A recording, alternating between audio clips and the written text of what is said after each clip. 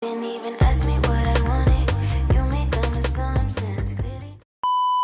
Selamat pagi, perkenalkan nama saya April Trasuti dengan NIM 210306081. Saya dari Prodi Peternakan Fakultas Pertanian Universitas Sumatera Utara.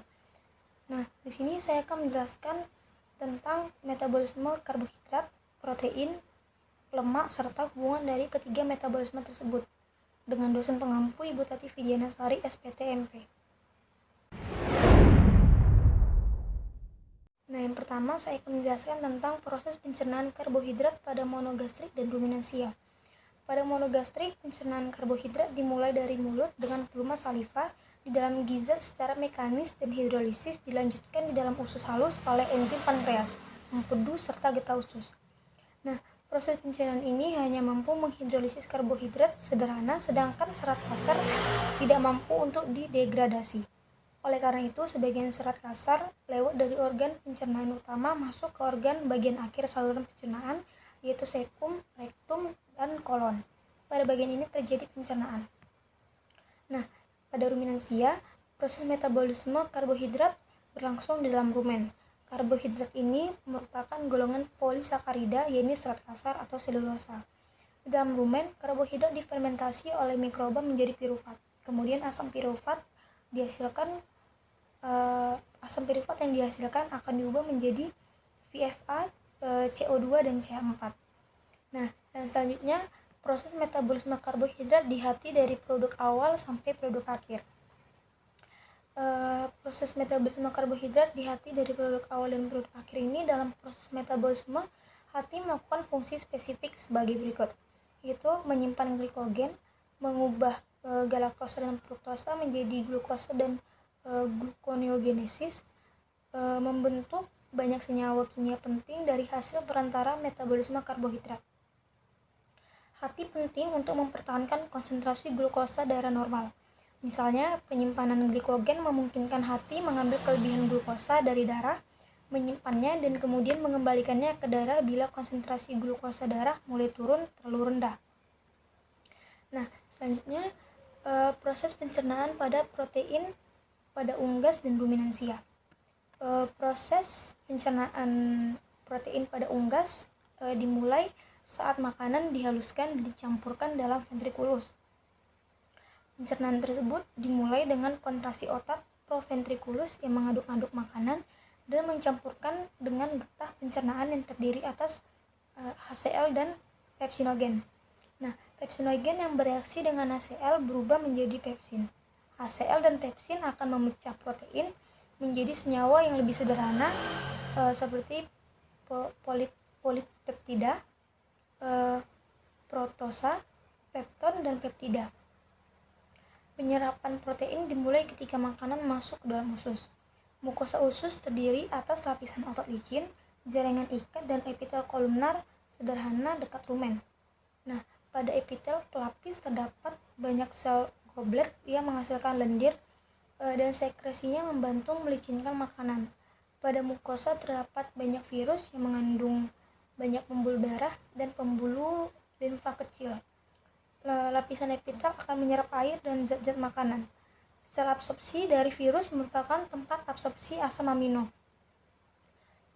Secara umum, asam amino setelah diserap oleh usus halus akan masuk ke dalam pembuluh darah. Nah, pada ruminansia, asam amino untuk ternak berasal dari protein yang lolos degradasi atau bypass protein. Protein mikroba rumen yang tercerna dan terserap dalam usus serta dari hasil fermentasi rumen. Perombakan protein oleh enzim proteolitik dalam rumen menghasilkan peptida dan asam-asam amino. Produk ini sebagian besar akan mengalami katabolisme lebih lanjut atau deaminasi, sehingga dihasilkan amonia atau NH3. Kemudian deaminasi asam-asam amino menghasilkan amonia yang bersifat konstitutif, yang artinya bahwa mikroba rumen akan terus melakukan deaminasi terhadap asam amino, walaupun telah terjadi akumulasi amonia yang cukup tinggi dalam rumen. Protein pakan dan NPN dalam rumen akan dirombak menjadi asam amino dan amonia untuk selanjutnya disintesis menjadi protein mikroba, yang kemudian masuk ke dalam abomasum dan selanjutnya dalam usus kecil diabsorpsi masuk ke dalam aliran darah. dalam rumen sekitar 80% spesies mikroba rumen mampu menggunakan amonia sebagai sumber nitrogen untuk sintesis protein. Bakteri rumen merupakan pengguna amonia sebagai sumber nitrogen yang paling efisien. Di samping dimanfaatkan oleh mikroba rumen, amonia yang dihasilkan juga diserap oleh darah melalui dinding rumen, dibawa ke hati dan diubah menjadi urea. Beberapa urea ini mungkin dikembalikan ke rumen melalui saliva dan juga langsung menembus dinding rumen, tetapi sebagian besar dikeluarkan bersama urin dan kemudian dibuang. Nah, selanjutnya proses metabolisme protein yang terjadi di dalam hati. Dalam rumen, protein pakan akan mengalami hidrolisa menjadi oligopeptida oleh enzim proteolitik yang dihasilkan oleh mikroba rumen. Oligopeptida selanjutnya akan diubah menghasilkan peptida dan asam amino yang bisa digunakan oleh sebagian mikroba rumen untuk pertumbuhannya, terutama oleh Bacteroides luminicola, di mana bakteri ini mempunyai sistem transport untuk mengangkut asam amino ke dalam tubuhnya. Bacteroides luminicola ini bisa menggunakan sekitar 40% peptida dalam rumen, sedangkan butyrifibrosolven menggunakan kurang dari 10% untuk pertumbuhannya. Karena tidak semua peptida dan asam amino yang terbentuk dalam rumen digunakan oleh mikroba, di mana sebagian akan mengalir ke usus halus. Nah, selanjutnya ada proses pencernaan lemak pada monogastrik dan ruminansia. Nah, pencernaan lemak pada ruminansia ini dimulai dari aktivitas mikroba di dalam rumen terhadap lemak pakan yang akan membebaskan asam-asam lemak tak jenuh untuk kemudian diubah menjadi asam lemak jenuh tidak terserap rumen, melainkan terus ke alat pencernaan bawah atau usus halus, di mana ia akan diserap dan menyatu oleh kilomikron. Nah, kilomikron ini mengandung lemak dan protein serta mempunyai fungsi sebagai alat transport lemak dari usus halus ke jaringan-jaringan tubuh. Di dalam usus halus, lemak dipecah menjadi asam lemak dan gliserol oleh enzim lipase. Gliserol meneruskan perjalanannya ke hati, sedangkan asam lemak tidak dapat langsung diserap oleh usus. Karena zat ini tidak larut dalam air. Penyerapan zat ini dipermudah oleh getah empedu yang mengemulsikan asam lemak menjadi suatu bentuk yang larut dalam air sehingga dapat diserap oleh sel mukosa usus halus. Lemak yang diserap masuk peredaran darah melalui vena porta ke hati melalui sistem limpatik dan ductus thoracic. Nah, sebagian dari lemak yang diserap terutama yang masuk peredaran darah melalui sistem limpatik dapat langsung disimpan dalam jaringan. Sebagian besar lemak yang diserap mengalami metabolisme dalam hati. Di sini tersedia suatu mekanisme yang mengangkut lemak dari hati menuju ke jaringan-jaringan. Pencernaan lemak pada hewan monogastrik atau lambung tunggal, sebagian besar lemak dalam pakan adalah trigliserida, sedangkan selebihnya adalah fosfolipid dan kolesterol. Saat lemak masuk ke dalam duodenum, maka mukosa duodenum akan menghasilkan hormon enterogastrik yang menghambat sekresi getah pencernaan dan memperlambat proses pengadukan. Lemak yang diemulsikan oleh garam empedu dirombak oleh esterase yang memecah ikatan ester antara asam lemak dengan gliserol. Garam-garam empedu mengemulsikan butir-butir lemak menjadi butir yang lebih kecil, kemudian dipecah oleh enzim lipase pankreatik menjadi digliserida, trigliserida, monogliserida, asam lemak bebas dan gliserol. Penyerapan lemak dilakukan dengan mengkombinasikan dengan garam empedu. Nah, garam empedu ini dibebaskan dalam sel mukosa dan dipergunakan asam lemak dan gliserol untuk bersenyawa dengan fosfat untuk membentuk fosfolipid. Nah, fosfolipid ini distabilisasi dengan protein dan dilepaskan dalam sistem getah bening sebagai globul-globul kecil yang disebut kilomikron yang kemudian dibawa ke aliran darah. Nah, selanjutnya ada proses metabolisme lemak di dalam hati.